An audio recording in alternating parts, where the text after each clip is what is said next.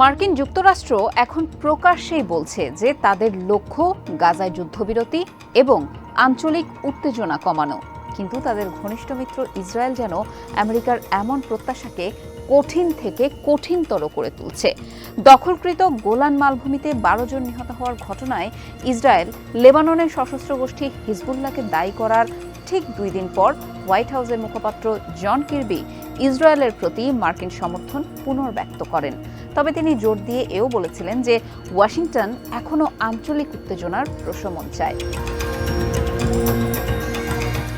Kirby বলেছিলেন, তারা বিশ্বাস করেন যে এটি কূটনৈতিক সমাধানের জন্য এখনো সময় এবং জায়গা রেখেছে। ইসরায়েল পরবর্তী পদক্ষেপ কি হবে এবং এটি একটি দীর্ঘ আশঙ্কিত সর্বাত্মক আঞ্চলিক যুদ্ধের সূত্রপাত করবে কিনা তা নিয়ে চিন্তাভাবনা করা শুরু হয়েছে। গত 7 অক্টোবর ইসরায়েলে হামলার পর এবং গাজা যুদ্ধের শুরুতে তেল আবিবকে সমর্থন দিতে মধ্যপ্রাচ্যে বাহিনী পাঠিয়েছিল যুক্তরাষ্ট্র।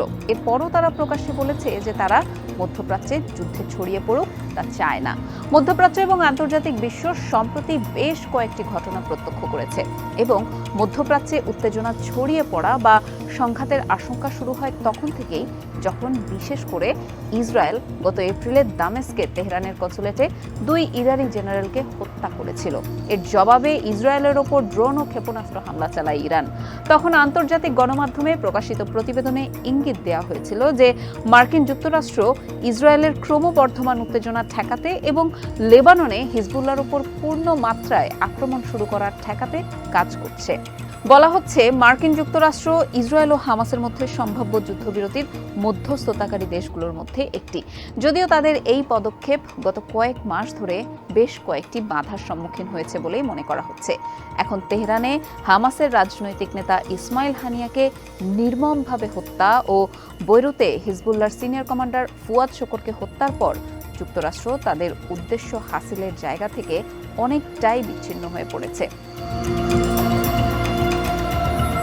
ইন্টারন্যাশনাল ক্রাইসিস গ্রুপের ইউএস প্রোগ্রামে একজন সিনিয়র উপদেষ্টা ব্রায়ান ফিনুকেন আল জাজিরাকে বলেন যে গাজায় যুদ্ধবিরতির পর আঞ্চলিক ডি-এসকেলেশন শেষ পর্যন্ত আবির্ভূত হবে। তিনি বলেন, আপনি যদি এই অঞ্চলে আরও উত্তেজনা এড়াতে চান যার মধ্যে মার্কিন সৈন্যরা জড়িত থাকে, তাহলে আপনাকে গাজায় যুদ্ধবিরতি নিশ্চিত করতেই হবে। ইয়েমেনে হুথিদের সাথে হিজবুল্লাহর সাথে পরিস্থিতি শান্ত করার জন্য এবং সিরিয়া ও ইরাকে মার্কিন সৈন্যদের ওপর হামলা অব্যাহত রাখার জন্য এটিই প্রয়োজনীয়। ফিনুকেন বিশ্বাস করেন যে সাম্প্রতিক হামলাগুলো মার্কিন দুতিয়ালিতে যুদ্ধবিরতির বর্তমান সম্ভাবনাগুলো স্বল্প মেয়াদে লাইনচ্যুত না হলেও জটিল হয়ে পড়েছে।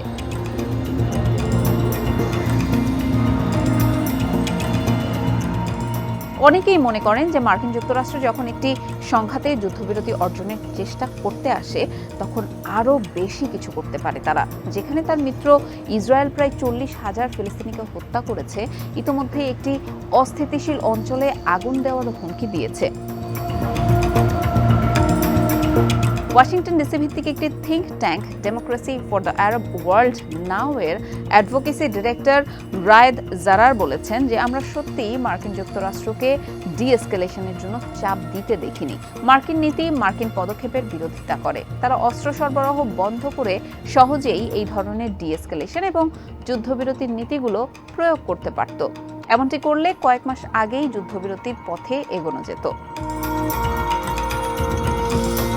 জারার আরও বলেন, ইসরায়েল মার্কিন অস্ত্র ছাড়া, মার্কিন রাজনৈতিক সমর্থন ছাড়া, মার্কিন সামরিক সহায়তা ছাড়া এবং মার্কিন গোয়েন্দা সহায়তা ছাড়া এই সমস্ত দেশে আক্রমণ করতেই পারত না।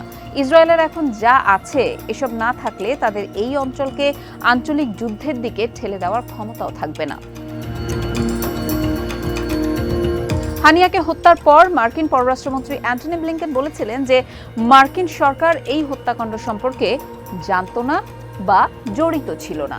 এই ঘটনার প্রতিক্রিয়ায় কি ঘটতে পারে এই বিষয়ে জিজ্ঞেস করা হলে ব্লিংকেন বলেন, এটি অনুমান করা খুবই কঠিন এবং আমি বহু বছর ধরে শিখেছি যে একটি ঘটনা অন্য কিছুতে প্রভাব ফেলতে পারে, সে সম্পর্কে অনুমান করা ঠিক নয়। তাই এর অর্থ কি তিনি বলতে পারবেন না।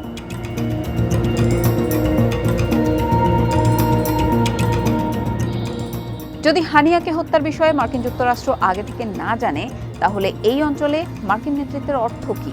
এটা কি যুদ্ধবিরতি এবং একটি আঞ্চলিক যুদ্ধ এড়ানোর বিষয়ে মার্কিন পদক্ষেপগুলোর প্রতি ইসরায়েলের আপাত উপেক্ষা? এই বিষয়ে ফিনুকেন বলেন যে এটা নিশ্চিত যে ইসরায়েল যুক্তরাষ্ট্রকে এই অঞ্চলের নেতা হিসেবে বিবেচনা করে না, বা যুক্তরাষ্ট্রের নেতৃত্বে ইসরায়েল চলে এমনটাও না। তবু ইরান ও তার মিত্রদের ঠেকাতে সামরিক শক্তি এবং সমর্থন দিয়ে ইসরায়েলকে সমর্থন করছে যুক্তরাষ্ট্র, কিন্তু একই সাথে একটি আঞ্চলিক উত্তেজনাও এড়াতে চেয়েছিল তারা। গাজায় যুদ্ধবিরতি সফল করতে মার্কিন যুক্তরাষ্ট্রের এখন শুরু থেকে ভাবা উচিত। তারা নিছক বাগাড়ম্বর ছাড়িয়ে এই অঞ্চলকে ক্রমবর্ধমান উত্তেজনার দিকে ঠেলে দিচ্ছে। এদিকে প্রেসিডেন্ট নির্বাচনকে ঘিরে আমেরিকাও গত কয়েক মাস ধরে একটা টালমাটাল অবস্থানে রয়েছে। জারার বলেন, গত 7 অক্টোবর থেকে ইসরায়েলের প্রতি মার্কিন যুক্তরাষ্ট্রের অন্ধ সমর্থন নিশ্চিতভাবে এই অঞ্চলকে যুক্তরাষ্ট্রের অবস্থান এবং প্রভাব বিস্তারের ক্ষমতাকে প্রভাবিত করেছে। যুক্তরাষ্ট্র কোনো ধরনের নেতৃত্ব দেখাতে সম্পূর্ণভাবে ব্যর্থ হয়েছে। যুক্তরাষ্ট্র কয়েক বছর ধরে এই অঞ্চলে তার রাজনৈতিক প্রভাব হারিয়েছে এবং ইরাক যুদ্ধের পর এটি আরও কমে যাচ্ছে।